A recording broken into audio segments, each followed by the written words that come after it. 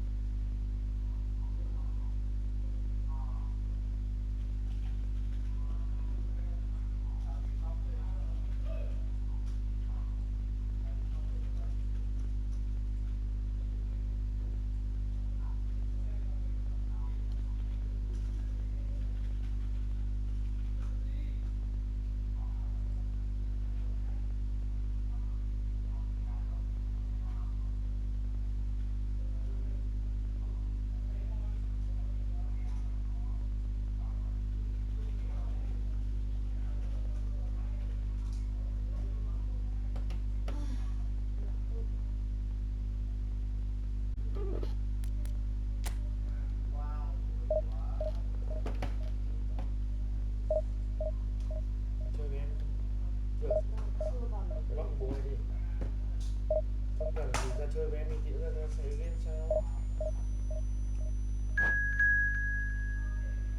Đấy, nghe nó kèm nhé.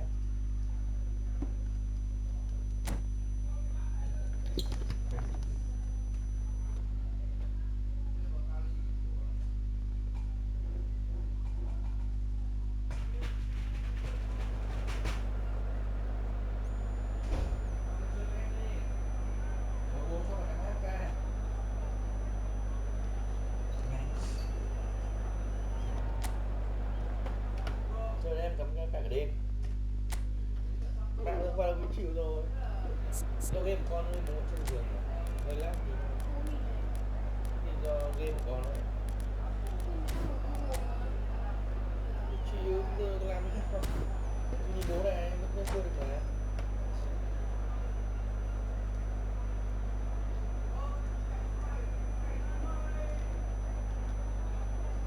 Chơi em tú cho chơi tôi đi.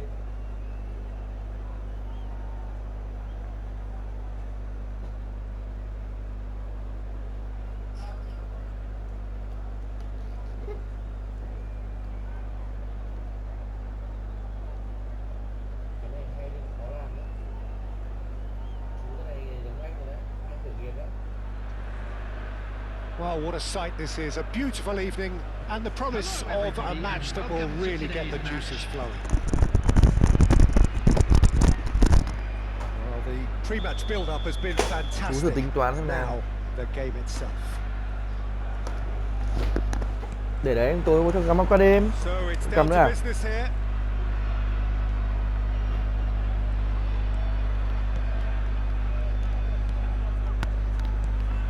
We've seen many free role players that have graced the game, but Ruud Gullit is amongst the elite. Well, no one would argue with that, Jim, but what do you identify as special in him? Well, so physically powerful and intimidating, and I think his athleticism helps him get through a fierce amount of work. Nothing quite like him in the modern era. Agreed. And here's Bernardo Silva. there's a probing ball. De Jong. They've got to be quick moving this forward. Yeah, he's pulled him up for that challenge. Mấy cài ơi, Đảng chạy về rơi chân ngái. Sorry.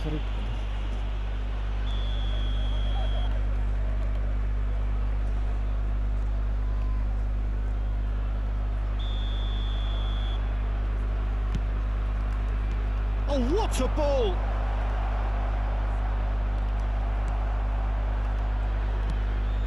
Oh, good read. He read that really well and stopped it.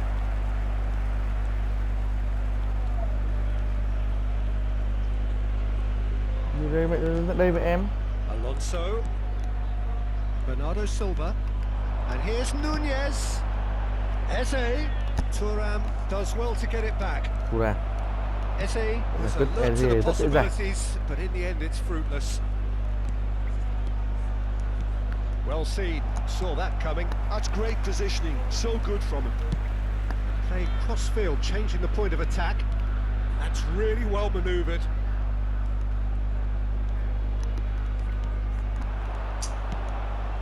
De Jong. It's a decent chance to counter-attack. Has a look and plays it forward. Closing in on goal. And the finish! Không thể nào đổi người được. Chạy lên xuống cái nháy lên này xuống mẹ. And Milan have the lead. Cay cháu. I call that transition with bite.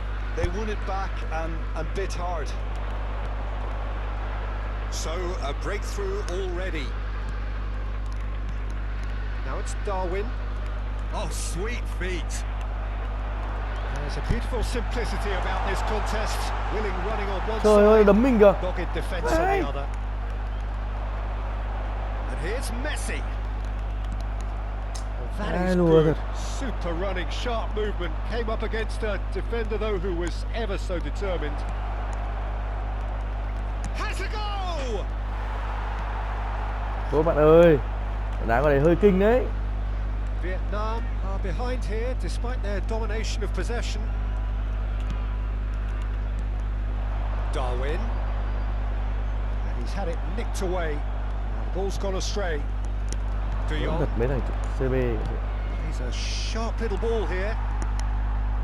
A slightly better ball would have led to a very different outcome there. Look, the game is full of ifs and buts. If only the pass could have completed its journey. Now it's Hullet. He's found a way through. Well read. And the danger is averted. Well, I wouldn't quite advise they should resort to risk-taking at this stage. There's plenty of time left yet. And it's Xabi Alonso. And here's Nunez. Bale. Hullet delivering the goods as expected. Well, having that sort of player in your side is reassuring because the rest of the team knows he can make his influence count at any stage. It's simply part of his package. When he really wants to, this fella scores. Ôi, And that's been intercepted. That was well played, well stopped. If they want to counter, they could do with more trời lỗi speed. cho tài mẹ. Yeah, he's found him there. Thuram. Quality ball. Spread out to the left. Eze will not want to lose out here, not against this opponent. De Jong. Now it's Bale. Thuram spots it and intercepts. Keeper's got good distance on Trời that. ơi, chân.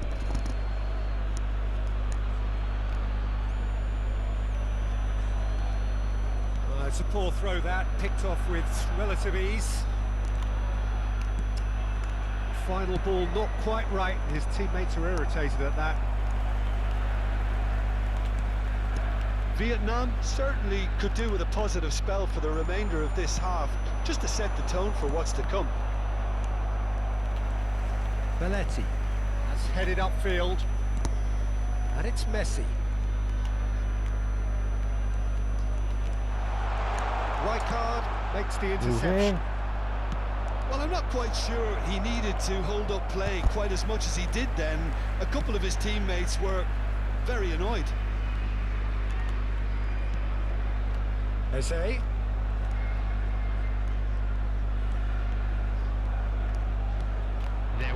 And here's Nunez. Good read, needed to be. Good looking ball. Messi charging forward, the ball at his feet.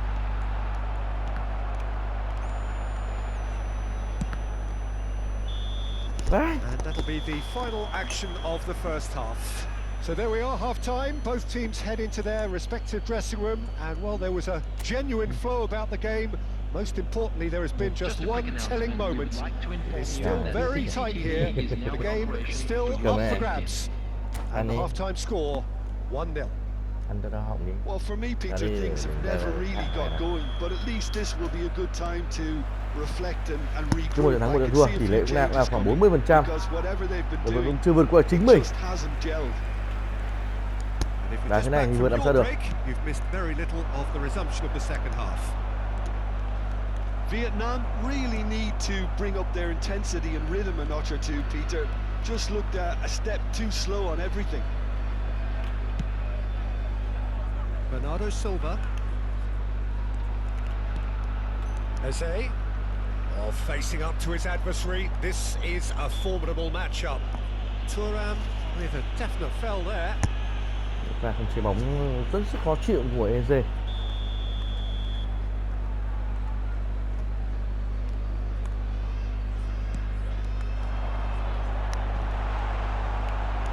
Ôi, kịp quạt ra kìa.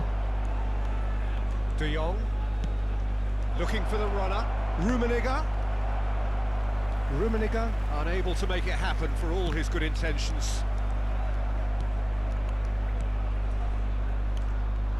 Well, it looked promising, but the final ball is just not quite right. And Holland! And for a moment, time stood still. Lỗi lầm xuất hiện ngay khi Nguyễn Dũng chưa tìm được đường bóng này, các bạn. Anh cảm giác rất bế tắc. Nó cũng tăng tớt lên để bọn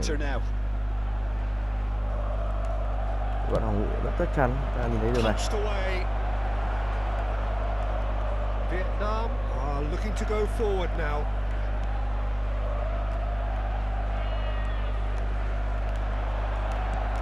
Milan are looking to play on the counter here, aren't they? Well, I think it's pretty clear they've changed their shape, certainly when defending at least, because they've got to be ready to hit them hard on the counter attack, and that seems to be the plan.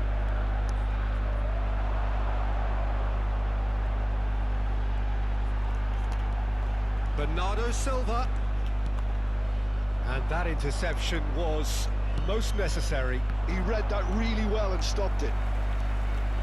Bergomi. The attendance for this match was 72,306. Your impression so far, Jim? Well, the stats are pretty telling here. It's hard to argue with the scoreline when you carry so little threat.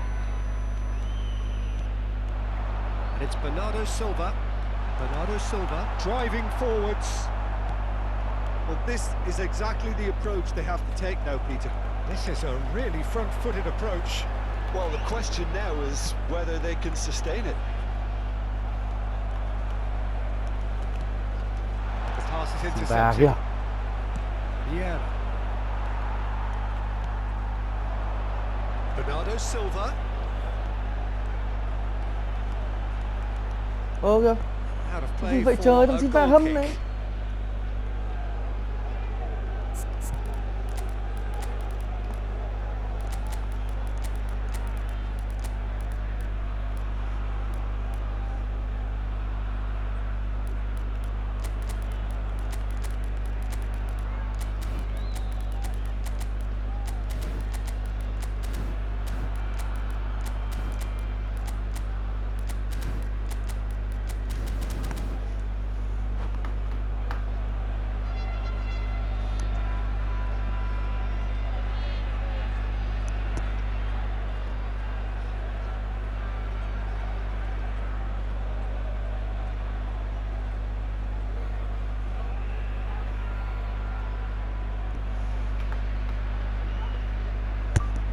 Chúng nghiên cứu đi cái này nếu làm được thì là nghề lâu dài luôn đấy. We have got changes here from both sides, in fact. Bernardo Silva, number 8. Yeah. Alonso, number 10. Camavinga. Messi, number 4. Darwin Núñez. Truthfully, it was hard to see Coming on any the better field, outcome there. Number He's had a 17. shot! Really well taken goal. And with that goal comes comfort. Milan clearly executed that with considerable confidence. It only took seconds to score once the ball was recovered. Milan are sitting pretty, 2-0 up. Well, now's the time you Wow, can hàng lớp afford 1 to be rồi luôn. more daring, Peter. Gớm It may thật, be mấy thằng tempting trung to vệ. sit on this, but I'd say go and grab a third.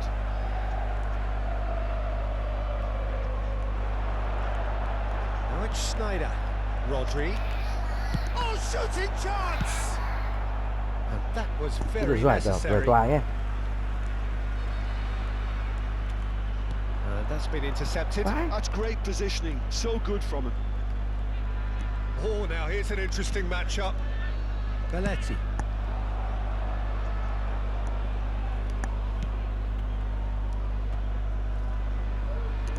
That pressing is so good. It's nice and early. Có gì Long ơi? Surely a foul. Free kick. Rodri. And here's Iniesta. Mbappe. Nicely aimed pass. Vieira gets a foot in here. And it's Bergomi. Works it forward. Well seen. Bảo Saw em that coming. đang That sốt was well ôm để played. xem Well stopped. cho ôm nó được. Nó bị sốt nó vậy, nó hết sốt vậy rồi chơi đấy. Belletti.